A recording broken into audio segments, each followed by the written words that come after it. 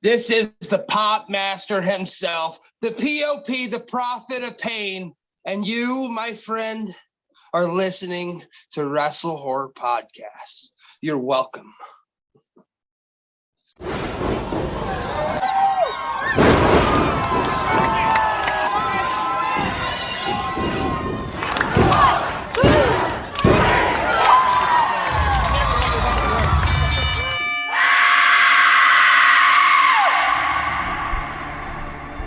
Ladies and gentlemen, welcome to WrestleHorror.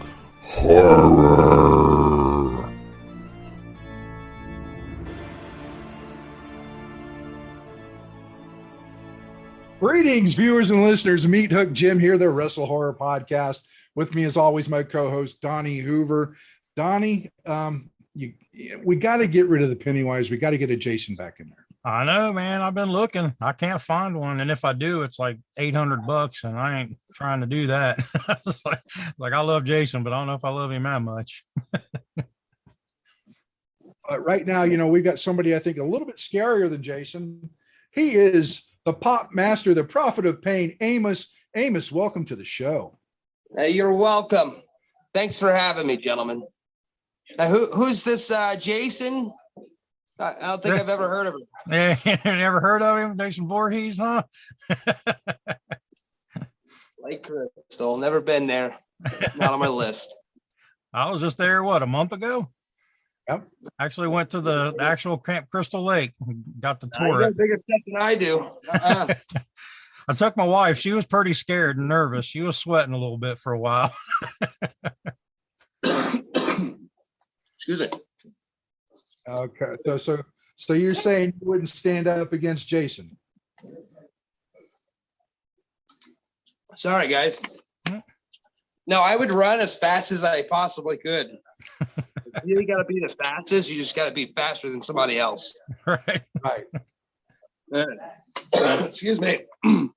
I'll agree with that, because definitely if the three of us were stuck there in front of Jason and he's chasing, I'm the one that's going to end up getting killed. So I wouldn't look back.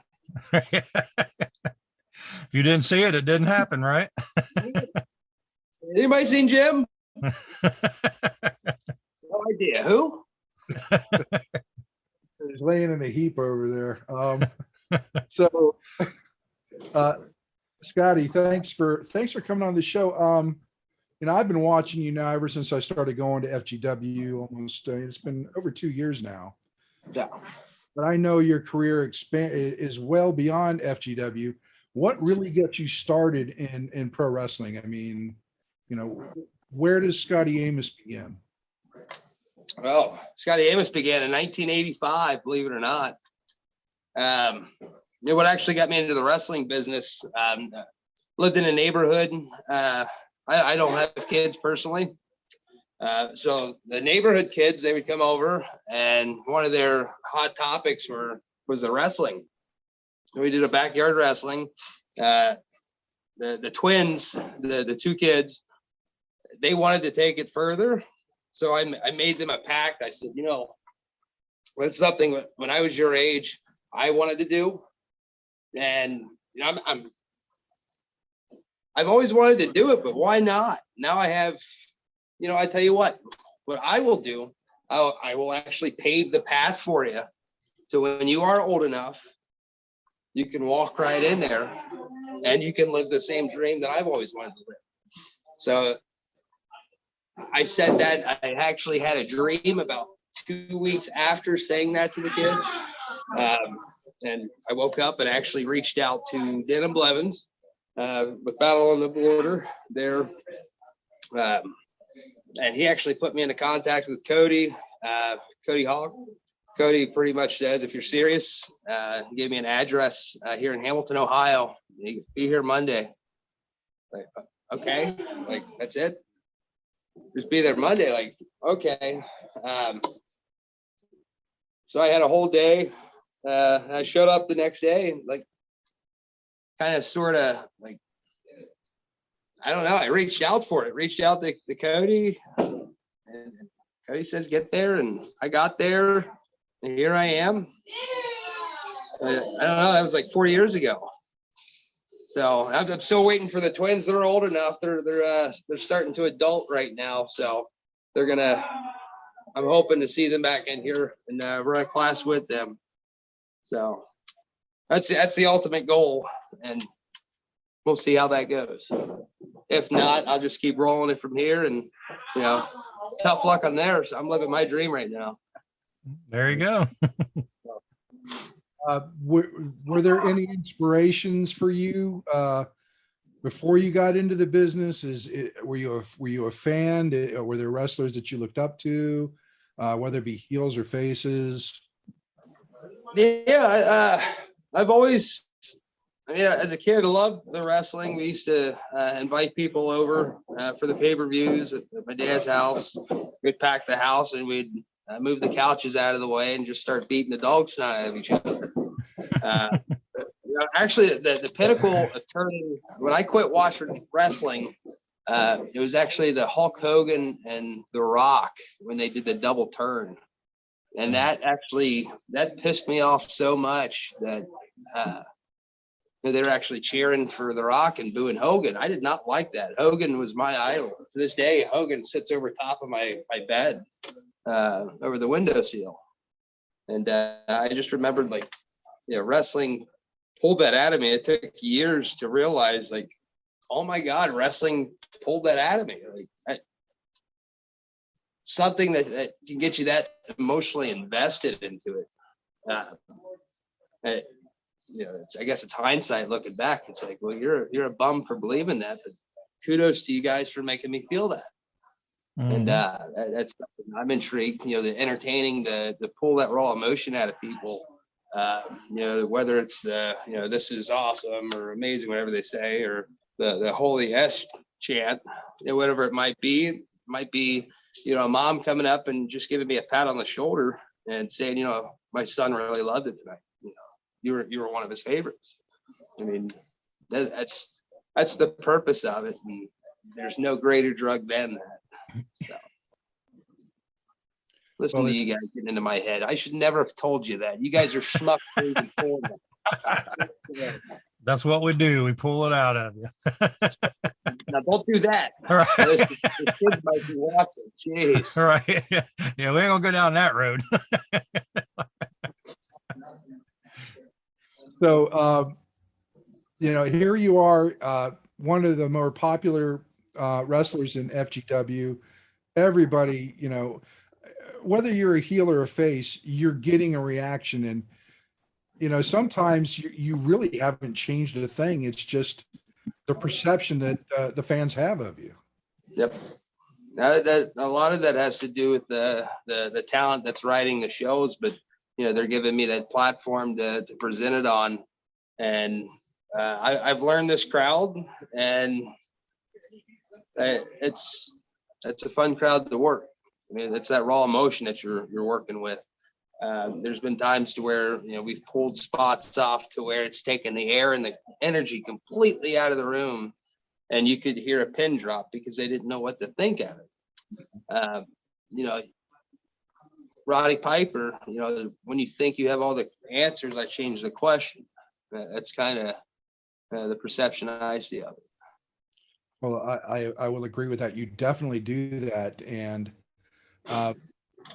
being that I'm on the other side of the equation and I know the inner workings of the business, I still have that raw emotion when I watch a show, regardless if it's FGW or even NOW. As a ring announcer, just sitting there watching the show, that emotion is still there, and that speaks well for the talent to draw that emotion out of you, regardless of where you sit in the business or as a fan. That's why you do it. Yep. That's the end goal, is to get that reaction out of all those fannies in the seats. And in speaking of which, just recently you had a match with Onyx. I'm still sore from that. Yeah, unfortunately, you came out on the shooting for that. But did any of you guys catch the Sunday morning of? He posts on his Facebook, just sitting there warming up, like his warm up for his routine, and the boy's throwing up 220 like it's nothing. Right, and holding it there. Gets off the dad, starts hitting the ropes. If that wasn't enough, he goes over there and starts curling. The guy's not even sweating. It's like, gentlemen, like the 220, that might be a work. So you can, no need to go over top. But as a grown adult, I don't think I should be picked up like that. I was offended. You were probably thinking, who booked this shit? Your words, not mine. Management.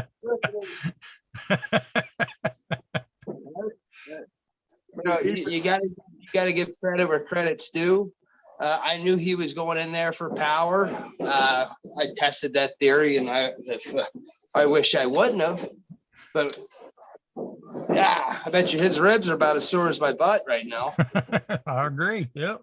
If Peachy didn't get involved, I should be wearing that title, and we could have pushed that over to the side, and old Arnold could have sat next to Daddy for all he wanted to.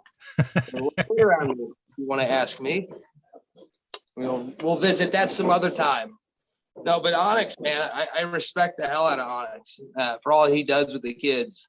The Wrestle Fit classes, he's, once I got the opportunity to come to Now, he was the first one to take me underneath the wing, the locker room etiquette, kind of pointed me around. Yeah, he's a good dude. We sat there, talked. Actually, I just started a new shoot job, and I was kind of having issues with the sleep schedule, waking up so early. And that's something that he's been dealing with, and it sparked a conversation between he and I, and it went good. I don't get along with people if I'm shooting on you, but I'm glad I had the opportunity to go around with him. I will do it again. Now, for the record, I've never been beat twice by the same person. I'll just throw that out there as a fact. All right. Put that whatever it is. I know what he's working with. I know what I can do, and I think I can break him down. His game, or I can have a game plan to where I can break him down. I promise you. So we're probably going to look at Amos and Onyx Part 2. Oh, absolutely. I hope. If not, you're the schmuck for not booking it. Who does the booking? I don't know. Some fat bastard. I don't know who it is. It's the ring announcer. The ring announcer. Yeah, well, actually, you had Onyx from both sides of the ring, if I'm not mistaken. Didn't you tag with him with over like Bobby Fulton's place or something one time? Yeah, we sure did. It was. Let's see. It was. Oh, I don't. Oh, no, you're putting me on the spot now. Yeah. I think the go home spot was he said, "Hey kid, you ready to go up?" And I said, "Huh?" And he's already got me up in a gorilla. We're working over 3 guys stacked high. Just take a deep breath. It's like, once again, I'm a grown ass adult, man. Like, get my permission before you pick me up like that. Right. We made a good tag team, man. Like he and I are on some, working together. We had some good chemistry working apart from one another. Like I said, I'm quite sore. I don't want to test the theory of power anymore. I know it's there. Yeah.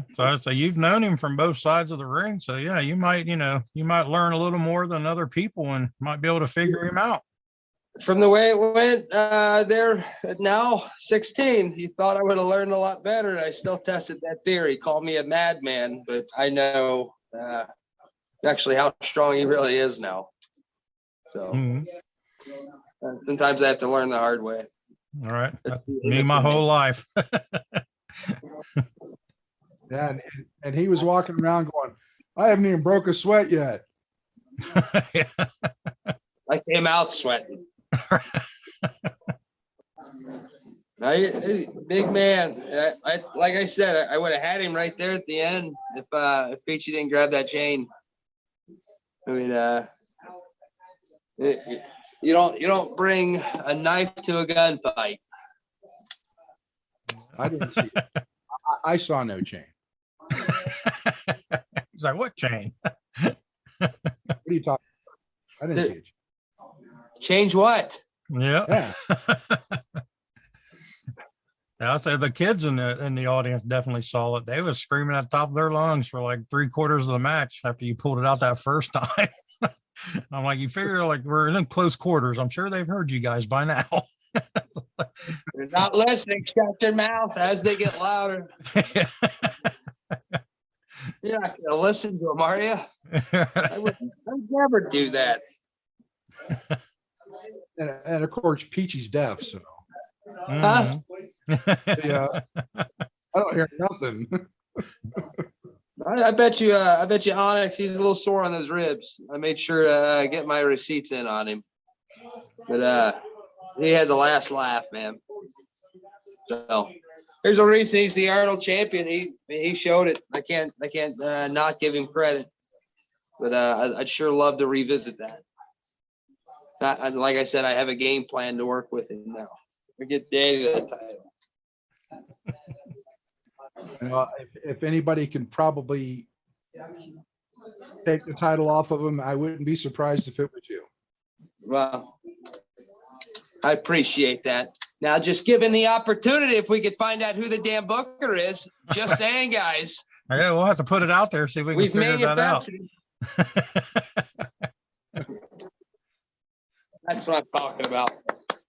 That's the best idea I've heard all night. So, did you have something, Donnie? Yeah, I was going to say, going back to where you and Jim was talking about your character, how you basically went from heel to face and your character never changed. What do you prefer? Do you prefer the crowd cheering you, or do you prefer the heat and the crowd booing you? I mean, your character doesn't change either way. So which one do you like to work with more? Well, I'm going to throw a curve at you. Honestly, I like to be that guy that honestly, my high is getting out there. And whoever is across that corner from the other corner of me, my job is to get that guy over. Right. So if they're putting me in front of a baby face, I'm going to be the worst heel that you've ever laid eyes on. And you're a heel, I'm going to sell my ass off. I'll get you. Daddy will drive the Brinks truck home. That's fine. You can do that. I'll just make sure I bring my T-shirts to sell if we're shooting. Yeah. No, like I said, it's getting out there, man. That I have no preference. I can utilize myself which way. Like I said, the other guy is the important part in my eyes. Mm-hmm. You just like the reaction period. Absolutely. Call me crazy. Like one of my goals is up there, the old school where you get the knife shank, where they're wanting to. It's actually on one of my bucket lists. I'm hoping to go down south. Down south and see if I can get an old lady to try to stab me. Try to give you one. So, give you the business. Yeah. Yeah, so People have different things. I say most of my career I was a heel, and I'd never had anyone try to stab me or shank me per se, but I've had people waiting for me out in the parking lot to jump me, and my wife would have to my wife had to bring our van around, and it was me and two other guys, and she had to pull the van around back so we could get out of there. So there was like people in the parking lot waiting to just tear us apart. And I'm like, ooh, we need to go. What the hell? Don't look back. Yeah. So, but yeah, I never had a knife pulled out on me though. Consider you're Shank Dorsey. I mean, come on. I mean, right. So it's baby steps. This bucket list. People have different goals. And mine just so happens that an 80-year-old lady wants to stab me. Whatever. Some people want to be scientists. Whatever. Yeah, that'll put you on another level, actually. Like, do you hear what happened to Amos? This 85-year-old lady stabbed him. Yeah, that'd put you on upper level status there. Yeah, that upper level status would be ICU.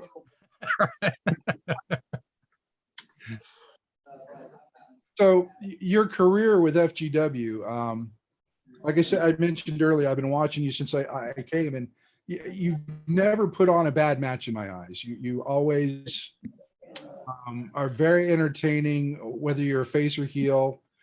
You get that response out of people. And, I have to say now, schmuck. Gimmick infringement. You're gonna build me up like that, and you're gonna schmuck me. Yeah. No, schmuck you, pal. They're right there. I'll end this damn thing right now. And right now you're one half of the FGW Tag Team Champions, along with the daughter of 1,000 Maniacs, Shauna Reed. How was that moment for you? Oh, it was great. It was great until Cody stuck his nose in it. Everything was going fine, to be honest with you. We set our goals. It sucks that, Cody had to be tossed over the ropes to be that number one contender. Well, my bad. Take opportunities, he says. I took one, and unfortunately, that hawk didn't fly, and I threw his ass over the ropes. Sean and I won the tag team titles, going up against Matt Taylor and the congregation. So the payoff, it worked in my eyes. It was a great moment. And throughout, whatever that Sean and I have been throughout, that story, it's a beautiful story. You can't lie to this. Tag team champions, and now we're in the conflict of, that third party so happens to be, her fiance, and here I am, tag team champions with his fiance. Weird, man, real weird. But it's a connection that we have, and it feels good. It's working. It is working. I don't know of any other intergender, tag team champions out there other than the Von Englands. Maybe Shorty and Randy West, So there's a short list of the people that have actually pulled this off, and to be one of those, damn, it feels good. But it's bittersweet. And to some, it's sour. Is it, Cody? Just saying. Where were you? You're chasing after the FGW title. We were in the background making noise. Streamers. And we got what we wanted. Now you're upset with it. You don't have a title. You don't have the tag titles. You just got a bad taste in your mouth because you can't do anything about Matt Taylor. Let's face the facts. I'm sorry, but I speak the truth. And I hope you hear it. All the way from here to Florida. Enjoy your bachelor party. I'll be defending our tag team titles at FGW tomorrow night. You're welcome. It's good entertainment, is it not? Absolutely. A beautiful story. And it's not done. It's only gotten started. And you are the schmuck if you don't tune into it. It's available every Wednesday night on YouTube. Good plug. And I'm getting used to this podcast stuff. You guys should hire me. I should be Zoom calling you. You're welcome. Donnie, you're off. Jim, you and I. Okay. Oh, I'm down. All right. Sorry, It gives me some time off to do other stuff. That's fine. No, time off. No, you're hired. Oh. You're hired. Hey, you're VP now, pal. Oh, Put up okay. with that, you'll be running this show. All right. Don't play with me. Get time off. They called me the schmuck. So Hey, speaking of schmuck, I just got to ask this because in my head I played it out this way and I was laughing Sunday when Onyx tossed you out of the ring, or you took a powder out of the ring and was outside and you crawled in between Jim and Chris to get up. Did you call her schmuck by chance? Yeah, right, I did. Did you? I should get out of my way, schmuck. Because I was sitting there doing the music and I seen you crawl over there and I said, I bet he called Chris a schmuck. I was trying to put my head on Jim's lap. yeah, I thought he was going to sit on my lap. It's like, I'm getting out of this. It's the first time I've had a wrestler's head here, and this is weird. Everybody's looking at me. Yeah, good. I just wanted to ask that question because in my mind, like I said, that's how I played it out and I was cracking up. But now that I know that you actually did do that, it makes it even better. Any given opportunity, the Iggy, and this is a Cody Hawk rib, like when you're least expecting it, it's coming. Expect that. Well, Cody usually will be working a Rumble match, and Cody will get every one of us with the spinning circle. Did he tell you guy about it? Did he tell you guy about his pay envelope at the Zucchini Fest? Say again? I said, did Cody tell you about his pay envelope at the Zucchini Fest? No. It had one of those in there. I took a picture of me doing that and I put it in his pay envelope. So Let's he see got that. he got a kick out of it though. He was like, "That was a good one. That was a good one." And nobody gets Cody, and like he won't tell anybody he's got him. No, we keep that on the down low. Yeah. Yeah. My daughter Shelby used to complain about Cody gets me with that all the time. Every time. He's I've been training heavily with him for 4 straight years, and he gets me on the daily. It's like, why do I even try? Try to keep your eyes up there, look down and get you again. Mm-hmm. I've seen him do it in matches many times. Oh yeah. So let's steer away from wrestling for a minute. Let's talk a little bit about the other side of our podcast, which is horror. Okay. How are you with horror films? I mean, we were talking earlier, and you're like, you didn't want to be around Jason. Yeah.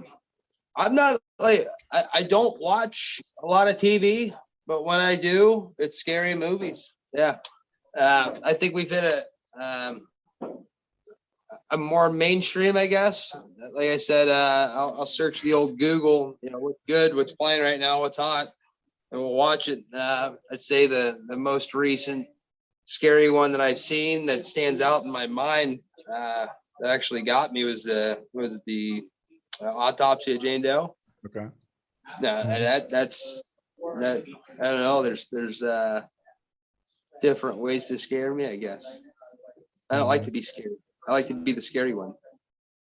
Yeah, that one was pretty suspenseful in its horror and fear. Yeah, so I enjoyed that one myself. You guys excited for the new Jason movie though? Oh yeah, 100%. 100%. Yeah. Any You guys 80s going to horror that comes premiere? out, I'm ready. Yeah, you guys actually going to the premiere? For Halloween Kills? Yeah. Yeah, I don't know if I'm going to the theater yet or if I'm just going to get it on Peacock. I haven't decided yet. Right on. Have you guys, since the whole COVID thing hit, have you guys been back to the theaters at all? I haven't. Nah, I want to, but I haven't. I do a lot of streaming. There's one out now on HBO Max that's really good. It's called Malignant. Malignant? Malignant. What's that one about? It sounds almost like a curse. In what manner of speaking it is. It's how do I put it? Donnie, you've seen it too. Mm-hmm. To say it's a birth defect and a curse combined with just psychosis. It's like,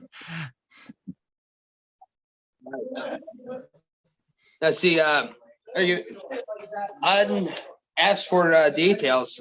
Like my background. Like my mama, she's a high priestess Wiccan. Oh, okay. So I was kind of brought up onto that. Kind of not forcefully. I was kind of, here, this is what I do. This is what everybody else does. Enjoy your journey. So a lot of that growing up, I had different content to read through. So that rang a bell. The name of the movie. That I don't know. Now it's gotten weird. You guys know too much about me now. no, not really, because Jim is too. Scotty, I'm actually Wiccan as well. Cool. No, it's good. And so is Chris. So if you keep up with the schmuck stuff, Chris might put a spell or some shit on you. Stay away from me. Is there any horror icon that you gravitate towards, or Freddy scared the crap out of me. I had growing up, I had one of the Freddy gloves, and into my young adult life, I held on to it. But the idea behind being able to get into someone's dreams and not allowing them, or being afraid to sleep. Sorry. It reminds me a lot. I don't know if you guys are familiar with the Russian sleep experiment back in World War II. Yeah. So like 30 straight days, these people are using gas to keep them alive as an experiment, which is, war crimes. Same idea. Like Freddie, like, really the same story if you think about it, just kind of Hollywoodized. But to be able to get in someone's mind and like make it like manifest a reality to where if you're caught inside the dream, you're going to be dead. That to me that's horrific. I love my sleep, and how dare you to try to take it away from me? Right. I said it, Freddie.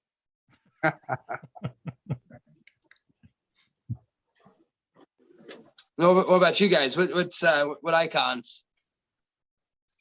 Donnie. I'm a Jason guy. Obvious.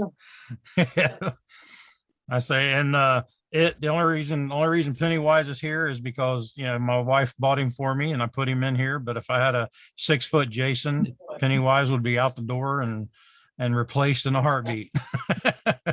What the hell's the matter with you? Why would you want a huge Jason over top your shoulder? Because he's my idol. Well, it's the same reason I went to Crystal Lake a month or so ago. Touche. Yeah. And people just want to get stabbed. I mean, we've got that parallel here, you and I. All right.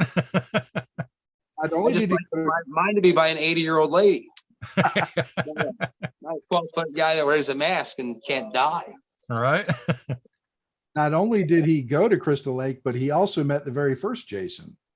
Yeah. Did you really? Yeah. And Alice, the girl that chopped his mom's head off, they were both there when we went.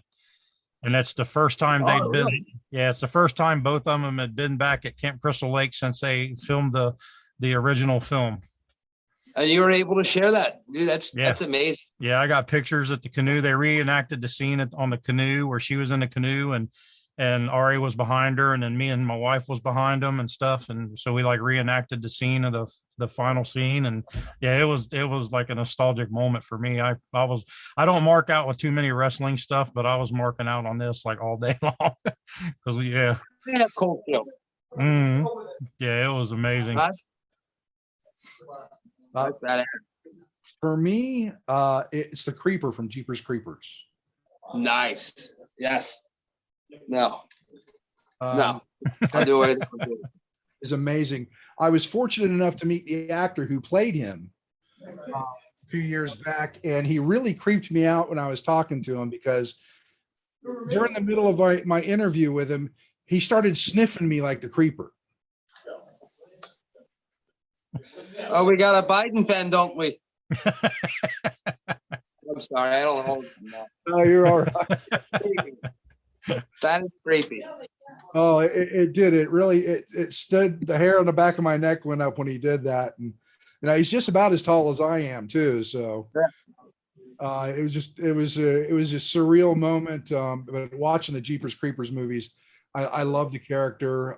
Probably my favorite of all the horror monsters out there. That's a good one. Both good ones. Now, what was your reaction? Did you have a reaction? Just look at him like, you like that? What's up? You had like, I was like, I side looked at him and it's like, what the hell are you doing here, dude? And I stepped back a second. It's like, because it's weird to see this man who he's actually not a bad looking guy out of makeup sniffing. It's kind of weird. It's like, so he sniffed you and you tried to mouth kiss him is what you're saying. Yeah, no. Took one step back and one side over. Jeepers. No, that's awesome, man. Yeah. I tell you another good one. I was in high school, I believe. Maybe the Blair Witch Project. Okay. Now, when that came out, I don't care who you are, you can't deny me. There was that time frame that when you seen that movie, that you had no idea that it was a work, and you actually, for 1 second, you believed it, and you wouldn't go into the woods until like you and your other buddies kind of like, that's BS, like that's not real. Right. I was like, I don't know, 4 years later, I'm walking back into the woods and like hoping that it wasn't real, but it once again, like with the way I was brought, like Like you make yourself aware to have your guard up, and that crap could actually be true. And what if? Right. Like, I'll keep my ass out of the woods for a while. Mama told me no. Yeah, So- yeah. I'll admit I'm a slasher guy at heart. That's my genre. I love slasher films. But when I did see Blair Witch and all that, I actually am a found footage fan now because of Blair Witch and a few of the other projects that came out. So if I know it's a found footage film, Yeah. I'll give it a watch. Yeah, there's always that in the back of your head, like all over the world, they'll find cameras left at Mount Everest. It was left in .85. They pick it up. It's like the same thing, but I mean, hell, the woods are right down the road from you. With the .com or the Messenger. That was another one that I just watched. I can't remember the name of it, but it was like a direct message that the chick died, but she was still talking and like prophesizing all the way throughout this, and people are dying left and right. I closed my laptop and scooted across. All right. Yeah, if you're into like Bigfoot or Sasquatch movies, a good found footage film is called Exist. Yeah, and it's basically like a Bigfoot movie on steroids, and it's really, really good. I'm probably gonna go home. I'm gonna eat myself a meal. I might go look for Exist. Yep, you'll enjoy it. I think it's a good film. There's actually a horror movie I watched recently. It was actually a trio of them, and they're not even B movies. They're somewhere around the D movies. Nice, yeah. Called Feast. It's called Feast. Feast, yeah. It's Feast 1, Feast 2, and Feast 3. Feast 3, they've got these mutated creatures that just attack everybody. And at the beginning of this movie, this girl had survived the first two movies. The monster gets her, rips her head off, eats it, and then shits it out. Oh, wow. That's what we think about your first two appearances. Take that, Karen. And it showed you all the way until he was done dumping it. I mean, there it is. No. That was Feast? Feast 3. Exist and Feast. You guys will have reviews back from me.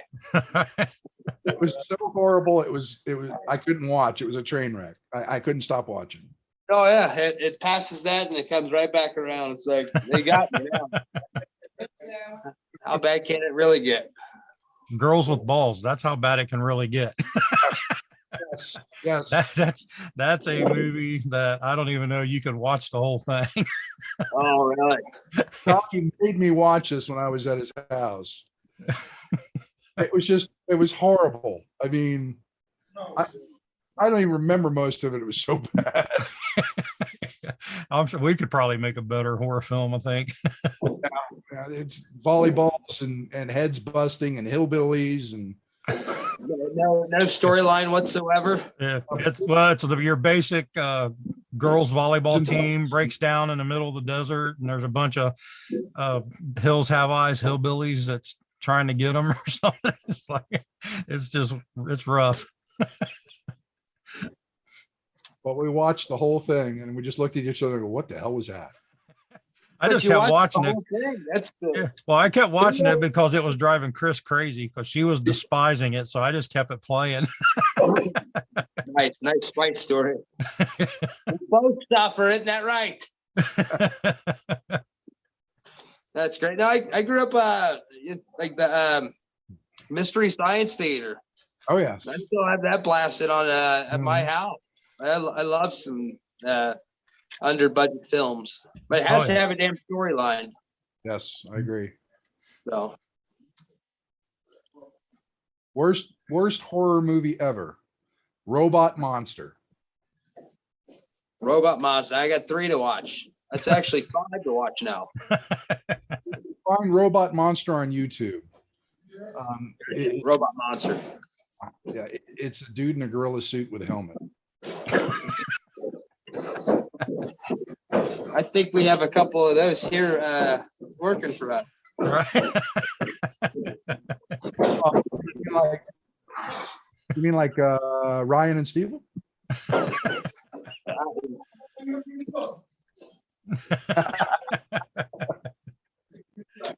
I can't hear you. It's a big boys, man. Yeah, definitely the helmet. I actually dressed up as Robot Monster for Halloween one year. Say again? I actually dressed up as Robot Monster for Halloween. Did you really? Yes. Now, how long ago was this? This was about 8 years ago. You got pictures? As a matter of fact, I do. Oh boy, let's see them. Yep. You have to Not work as them out. I'll send them to you, Scotty. I do have them. I got a picture of me threatening Chris. Nice. Did you follow through with it at least? Well, I'm sorry, Chris. I was kidding. no, it's all good. So let me ask you this: do you get a chance to go to any haunted houses or anything during Halloween season? I used to be a huge Halloween head. That's like one of the greatest rushes, walking through and just getting the absolute, terrified at yourself. That kind of transitioned over into the David Barnabas Spector. He actually got us hooked up a couple of times doing some actual, haunted locations like Bobby Mackey's that we did as a group. Yes. That piqued my interest. We haven't done that, in a while due to COVID. But I don't know. I was telling you earlier about my upbringing. There's I feel different things, and when we were at Bobby Mackey's, and things got real weird.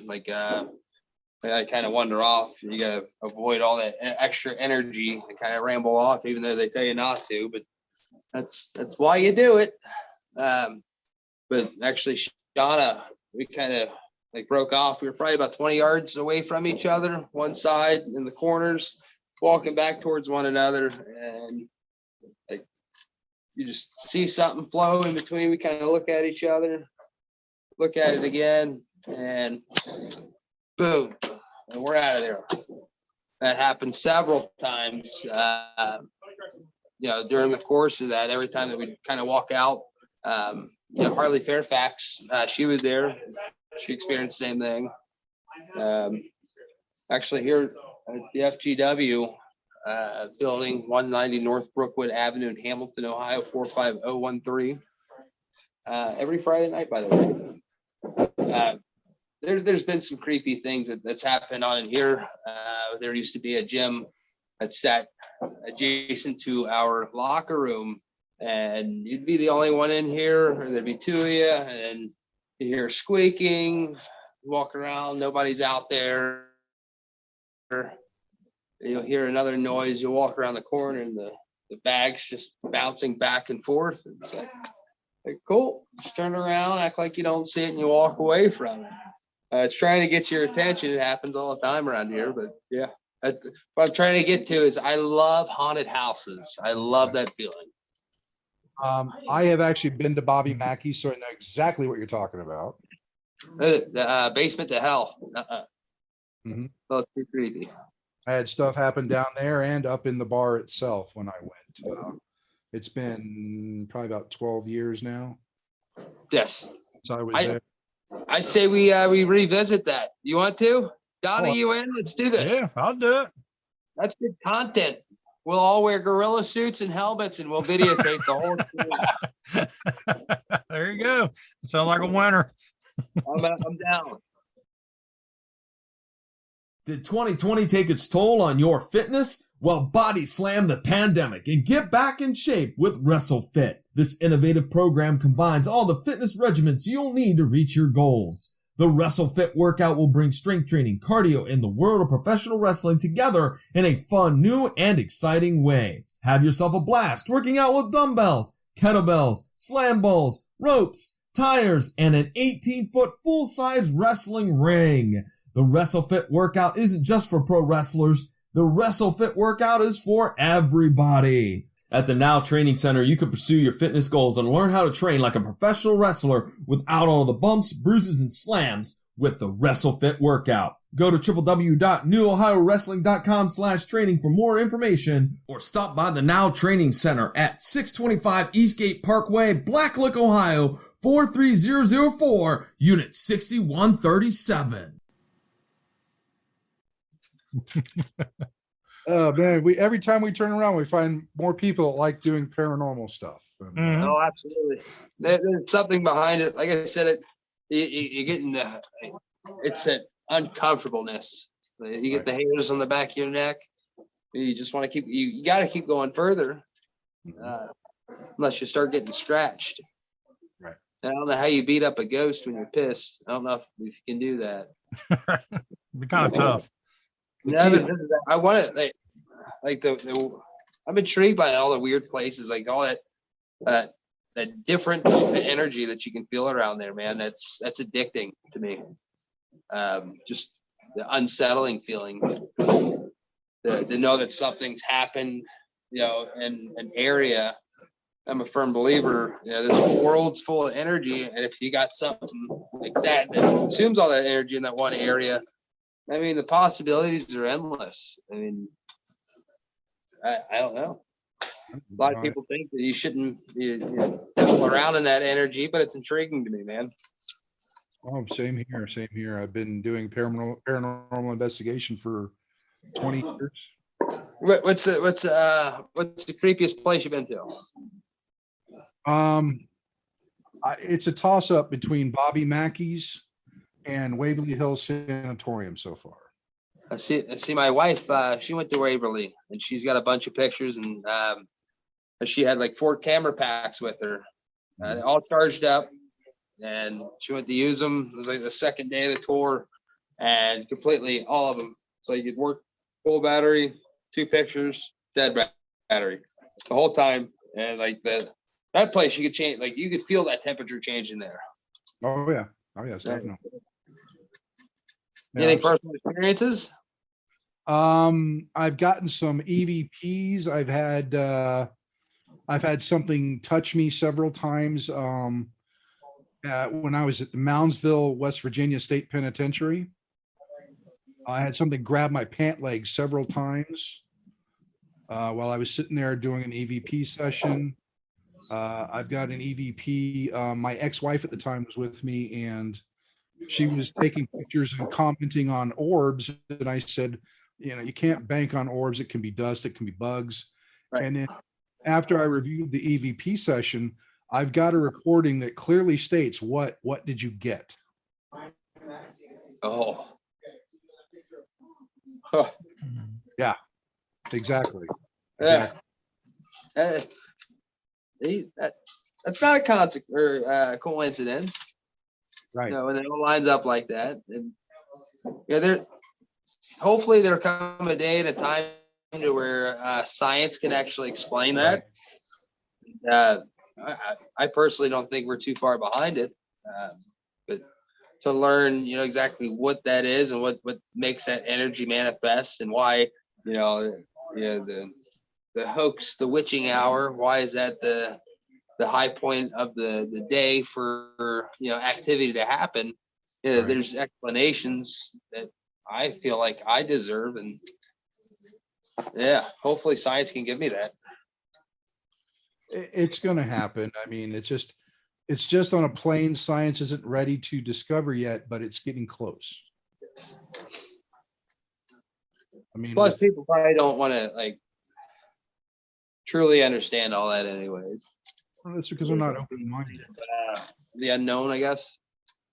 You got to have that open mind, and I'll be the first person to tell you I was a closed-minded person. Yeah. Until my first experience, which was down in St. Augustine, Florida. What was the experience on that? I was on my ex-wife had convinced me to go on a ghost tour, and I had my digital camera with me, and I took a picture out in front of, they stopped and they were giving us a talk about this bed and breakfast that was across the street that used to be a funeral parlor. So it was a dry night and humidity was low. It wasn't bad. And I was snapping pictures, and I snapped two pictures. In one picture, there's a huge glowing orb with the shape of a head and shoulders. And in the second picture, there was nothing. These were 5 seconds apart. So at that point in time, I decided I wanted to see what else there was. I sent it to several investigators with a reputation, and they said, well, we can't explain this, but it's not normal. It's not something that's natural. Yeah, explainable. Right.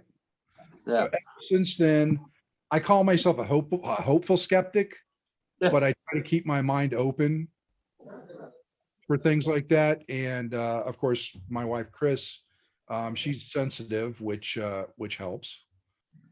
And we've done several houses, and we've done some of the bigger places. And don't worry, Donnie, I'm not going to mention it. I say keep your streak alive. Oh, what the hell? I'll keep the streak alive. The listeners have heard this probably the last 5 or 6 episodes. Yeah. Have you ever seen the movie The Conjuring? Yeah, absolutely. September of next year, myself, Donnie, Shauna, Donnie's wife, and Chris, and friend, we are going to the Conjuring house to investigate it. Really? Yes. And when is this? September 9th, 2022. Mm. Yep, it's booked up that far out. Yeah, that's ballsy. Yeah. And I've never done an investigation, so I'm kind of an investigation virgin. So if I'm going to go big, I'm going big, or not going to go at all, I guess. So this is actual investigation and not just a touring. Oh, no. We've got the house for the whole night. Really? Yes. Mm-hmm. Mm. And I threw it out. I pitched Shauna, and she didn't hesitate. Yes, I'm in. Oh, she's into the weird stuff. Yeah. So let's go look at tombs. Like, why do you want to go look at tombs? Let me ask you guys this, though, since you were talking about the science and stuff. If science was to ever catch up with paranormal and was able to explain everything, would it be as appealing to you guys, or is it the fear of the unknown, so to speak, or whatever, that keeps you intrigued? You're always going to have the skeptics. You're always going to have two opinions where you're either going to believe or it's going to be baloney. So I could tell you I'm going to be on one of those sides. It just depends what the science is trying to feed me. But yeah, I mean, it just depends on the outcome. It's going to be a I told you so, in my opinion. And then kind of wait for the rest of the world to catch up. I have a good feeling. I think I know what's out there. So yeah, that's my opinion. My opinion is that when it does catch up, yes, there's going to be proof, but there's so much out there and so many different levels of different entities that it's still going to be a wide open field. We're just going to have more tools to work with. Have more questions to ask. Yes. Mm-hmm. All right. So it'll never be completely explained, but we'll keep going. Until then, we'll just have random things pulling on our pant legs. Right. Well, on top of that, Scotty, I live across the street from the Greenwood Cemetery here in Hamilton. So. Do you really? Yes. Oh, you should not have told me that. That's you had any personal experiences, like places where you lived growing up or anything, or that was your turning point, was seeing the orb? That was my turning point. There was a couple of experiences as a kid where my friends were doing things with a Ouija board that they shouldn't be doing. Yeah. And I saw a couple of things that kind of creeped me out. but that was, I was a kid. I was probably 10 or 11 years old. Yeah. And as I got older, I just kind of, pushed it aside as being my mind or whatever. But I've had experiences in my house. My house is almost 100 years old. Oh yeah. And I used to run a group of traveling haunted house actors. And my business partner passed away suddenly at the age of 41. Oh. And he's a little bit of a practical joker, and him and Chris didn't get along so well. Yeah. But I am firmly believe that he's been around a couple of times just to mess with Chris, because her keys will get moved someplace where she can't find them. Oh yeah. And his name's Jason, and he pops in from time to time and messes with her or one of my animals, because my animals see stuff all over the place. Oh yeah. Very susceptible to it. Yeah. So yeah. Yeah, Chris better not hope Peachy passes away, or she's in a world of hurt. Because he'll just move in with y'all. What about you, Donnie? I haven't really experienced stuff, and if I have, then I didn't know I was experiencing it. So, because I do remember a situation as a kid where I was at my grandpa's house and I looked up the stairs, because they always said that there was ghost in his upstairs bedrooms. And I remember us playing at his house and as a kid, and I looked upstairs and there was like a black shadowy figure at the top of the steps, and then it just like vanished or went into the bedroom. And so I do vaguely remember something like that from being a kid. And then there was one time at Carnage, I was standing there and I felt this thing on the back of my neck. So I don't know if it was just like their air kicking on, or if there was like a breeze, somebody opened the door, but I was inside inside the haunt helping out and working. And I just felt this wind on the back of my neck. Right across, just like that, right across the tip of the neck. Yeah. And I just kind of like went like that, and I looked, and I didn't think nothing else about it. So, I mean, that may have been something, or like I said, it may have been somebody opening a door and like a wind gust coming through. I have no idea, but yeah, no, like super out, something that stands out clearly as, that was weird has happened that I know of. Yeah. That's, I don't know. I'm a person with, I look for signs. So I guess if you're looking for it, it's going to be there.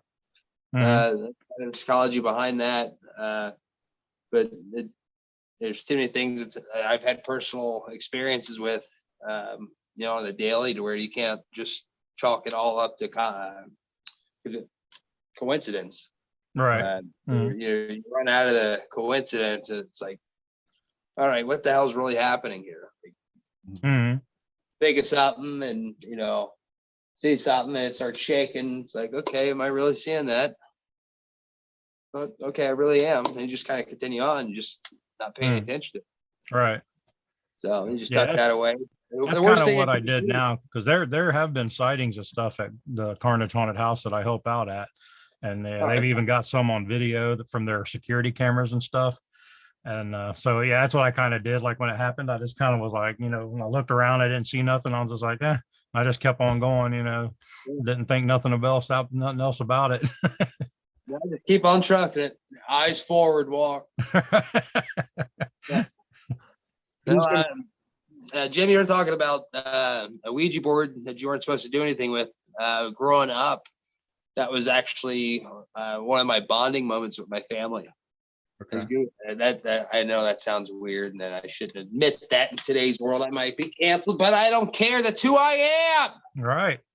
It was my grandmother. She lived in Norwood on South Madison Avenue. And we all, conjured up over there into the living room. It was right around Christmas time. I want to say like the 22nd, 23rd, if you would. But we go over there. We got my brother is introducing his girlfriend at the time. To how weird my fucking family is. So we're doing it. We're doing the spirit board, and started asking questions like, you're pushing it. Who's pushing it? You're not pushing it. I'm not even touching it. And all at once, give us a sign. The thing didn't move. It's like, it's broke. And all of a sudden, she had a Christmas tree that she sat right there on next to the sofa. And that thing it took off. It went down. Everybody scurried away. We blamed it on the cat. My grandmother's black cat named Puss. We blamed Puss for it. And Puss was on the other side of the room with my brother in his lap. And it's like, at that point in my life, that was my turning point to, okay, the world's going to be like that. I got to keep an open mind. What the hell was that? I still don't know what it was. So it piqued my interest that early in life. And I've continued with it. And it's always intrigued me. So careful me for how I feel. My opinion about spirit boards is very simple. If you don't know how to handle it, don't mess with it. Yeah. Amen. I mean, you go into Spirit Halloween, you can buy one, and it's like, you do that and you're just inviting trouble. But people that understand it, understand how dangerous it can be. Well, if you don't mind, if you're one of those people that can go to the store and pick one of those up for entertainment purposes, you're obviously, you don't know what you're doing. From what I've been taught, is what makes a spirit board is, the blessing that's put upon thee.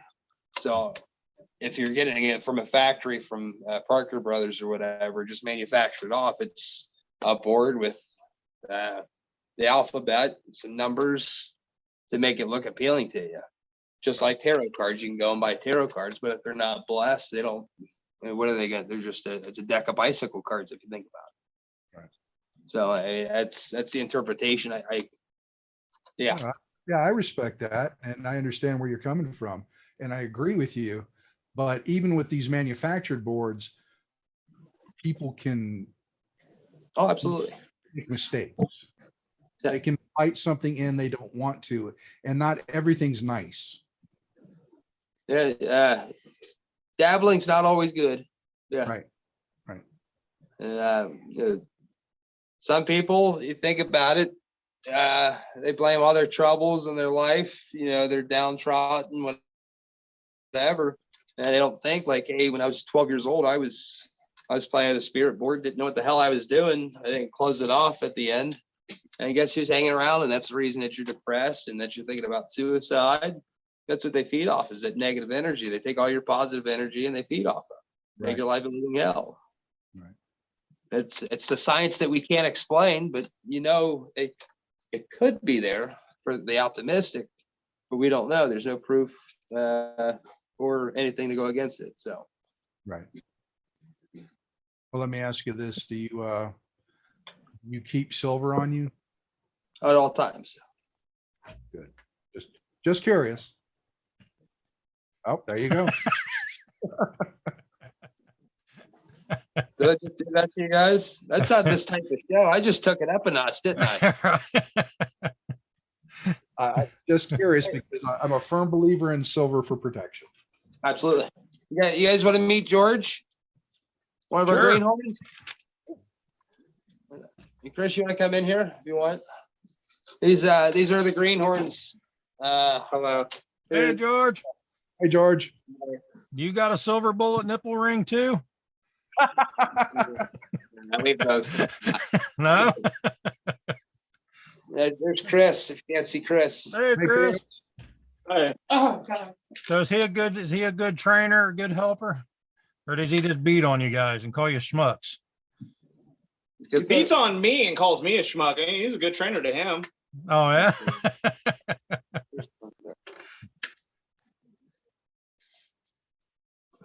Get out of here. Like, who the hell? Why'd you guys even come in here and interrupt me? You invited me. You invited us. How dare you? This was going good and you just flipped the script. Those guys don't like me because I push them hard and that's my fault. All right. They're gonna give me a bad rap. See you later. Bye, Daddy. Love you. Good guy. Donnie, I think it's time to ask Amos the question. All right. I'm going to drop it on him. All right. We're going to ask you the question. We ask everybody we get on here and talk with, and there's no right or wrong answer. It's just a way for us to get inside the guest's mind and see how demented and twisted they are. So that question is, You are the main serial killer in your own horror film. What is your Nice. go-to kill? Ooh. Oh. The most cringeful thing that I've ever seen is in Saw when the chick fell in all the needles. That's the most cringeful that I've seen to date. Interesting. I've always the old the Looney Tunes to where they've always teased, the good guy going towards the buzzsaw. It's you're fighting back. They're strapped in, they can't do anything, and it's literally a 20,000 RPM saw that's coming right towards your crotch. Like you have a lot of time to think about that, and that, like when it hits, it's gonna hit, and it's gonna take some time to push back. There So, you go. that would be one of them. You guys should have let me have time to prep for this on the spot. The whole beauty of it. Yeah. I'm probably gonna have to some way to split somebody in half. Okay. There you go. Well, that buzzsaw table will do that. Buzzsaw table, the needles though, just you're not gonna die unless there's poison that's going to be embedded into the needles as they penetrate through you. So that's more of a dick move, excuse my language, just to get somebody to feel the pain and the torture, to live their experiences was why I think she was a heroin addict. But she made it through it. She didn't die, and that was a test for her. Right. But I think, slow, gruesome. If I were to, I would start off with the fingernails, going one by one. I don't care what questions I'm asking. I think you're lying. We're just going to continue on type thing. That's how quick. Right. I don't believe you. Are you a girl? Yes, you're lying. We'll put it back. I'm sorry. That has to hurt. But yeah, definitely the buzzsaw. Or some kind of more torture that would lead to, yeah. But definitely, if it was a type of movie, it'd be a psychological horror film. But I don't know how the buzzsaw would feed into that. We'd find a way. Always a way. That'd be the go home spot. It'd probably be me on it. That's what happens to the schmucks, apparently. You get ideas and it happens to you. Now that brings up another movie you need to watch. Yeah. Called Terrifier. Terrifier exists and Feast 1 through 3. Terrifier. What's that one about? It's about a killer clown, but he's not your typical killer clown. Okay. We actually had him as a guest on our show a few months back. The guy played Art the Clown. And there's some unique kills in there I think you'd appreciate. Nice. I like a thoughtful kill. Yes. And there's more ways. Especially the final kill. Nice. Just remember that. Did it catch me off guard? It might. Yeah. You'll definitely appreciate it. If it doesn't catch you off guard, you will appreciate it. Standing up. Touche. That blood went very far, sir. Yeah, that's another one that's coming out soon. I can't wait to see. It's Terrifier 2. Yep. Oh, they're making a sequel to it. Or number 2. Yep. Hey, you guys are starting to drop these breadcrumbs on me. I might be another window over here permanently. This is fun. Yeah. We also have John Orlando on here, our play-by-play guy. Yeah. He comes on here on occasion and does stuff with us too. Oh, nice. Triple the trouble. Nice. Oh yeah. He's decent movie buff and stuff. And he's a book of knowledge when it comes to wrestling. So he's fun to talk to sometimes and stuff as well. You get mind pickers like that. Those are the ones that always intrigued to see their side of things. See what makes them tick. Yeah, the only thing is he's not a horror guy. So if we start talking about horror, haunted houses, he just sits there quiet. He doesn't say nothing. Yeah. Yeah. Yeah, if you talk wrestling, he's a chatterbox. You start mentioning haunted houses, he kind of clams up. I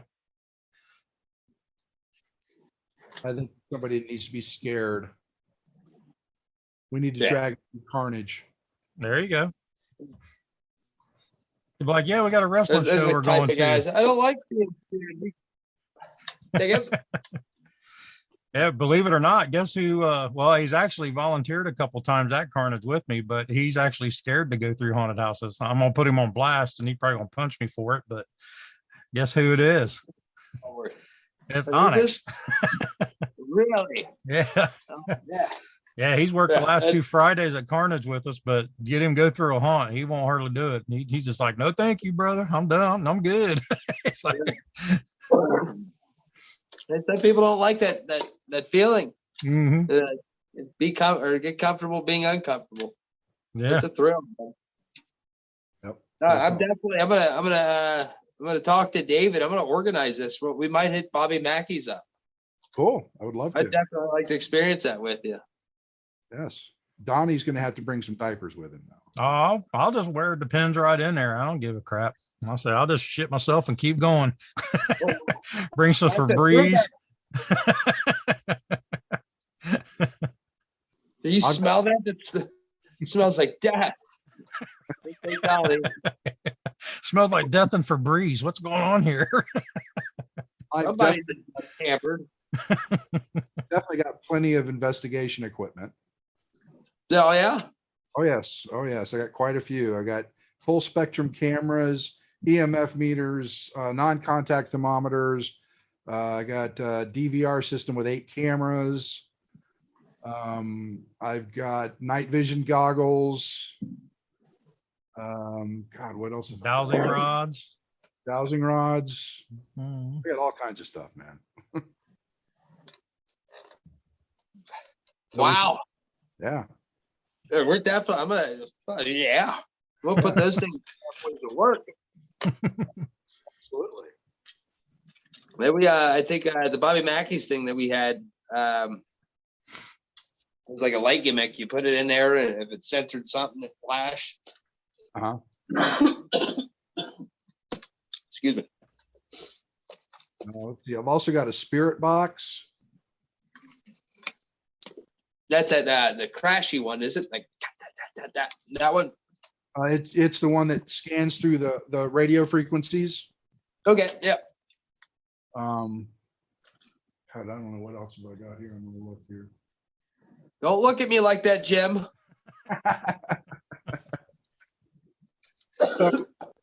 So Scotty, it's about time to wind this down. So let's what about social media? How can people find out more about you, maybe about FGW, things like that? So I'm still in my old school ways. I'm still learning the whole social media thing. I'm quite active on Facebook and Twitter. Amos Awakening on Facebook, or at Amos 2 Awaken, the number 2 Awaken, AWAKEN. The Prophet of Pain on Twitter, and I'm still trying to get used to the Instagram. That's all my shoot name. That's Scotty Amos, but also followed with Amos Awakening, the Prophet of Pain. It should be able to tag me into it. Okay. I'm still learning the whole new school way of marketing myself, so I'm trying to get on board with that. If you guys have any recommendations, I am all ears. I can definitely help with that. Definitely. That's a whole different monster. The media. I work and I train, and you give me a phone. It's like it's the gorilla and the helmet. I become that person. What's going on? What about FGW? FGW Future Great Wrestling on Facebook. Once again, Future Great Wrestling on Twitter. For tickets, every Friday, 7 p.m. bell time. Doors open 6:30. For advanced tickets, Future Great Comics on Facebook.